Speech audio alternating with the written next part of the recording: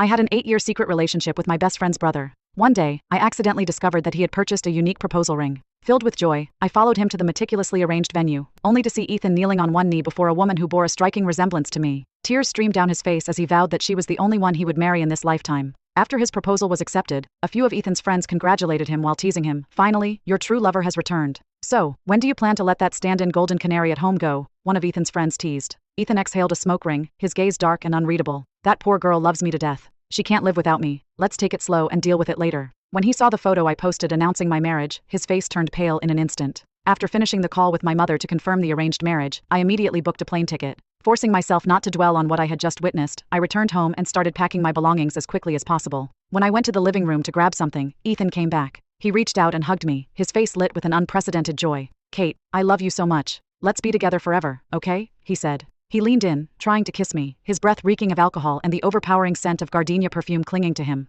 Now I finally understood. The one who loved that perfume, and the one Ethan truly loved, had always been another woman. From the very beginning, he was only trying to recreate a replacement. A wave of nausea surged within me, and I dodged Ethan's approach. Yet the desire on his face didn't fade. He suddenly pinned me against the door, his cold hand slipping under the hem of my shirt. Ethan, let me go, I shouted. A flash of surprise crossed his eyes. I had never acted like this toward him before. Just as Ethan was about to speak, the doorbell suddenly rang. I opened the door and a woman rushed in, hugging Ethan and quickly planting a kiss on his cheek. When she saw me, her smile was so bright that it almost hurt. So, you must be the one who's been by Ethan's side for 8 years, Miss Kathleen Johnson. Hello, my name is Catherine White and I'm Ethan's fiancée. Thank you so much for taking care of him all these years. The strong scent of gardenia filled my nose with every movement she made, and it was exactly the same as the perfume on Ethan just now. I didn't move, only looked at Ethan. He paused for a moment, then quickly avoided my gaze and nodded. Yes, she's the secretary I mentioned to you. This girl doesn't earn much, so I let her stay in the guest room here. It's convenient for her to help me with some miscellaneous tasks. Catherine waved her hand dismissively. Ethan, why are you explaining it to me again? I'm not some petty woman who can't tell between work and personal matters.